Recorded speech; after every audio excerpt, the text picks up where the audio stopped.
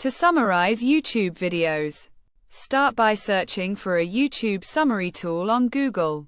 The first result should provide the necessary information. Or you can visit the Google Chrome store to find the required extension. Once you've located the tool, click Add to Chrome, and then Add Extension to install it. Wait a few seconds for the installation to complete. After the extension is installed, refresh the YouTube page and select a video you want to summarize, keeping in mind that extremely long videos may not be compatible. For shorter videos, click on the top right-hand corner, where you'll find the transcript and summary option.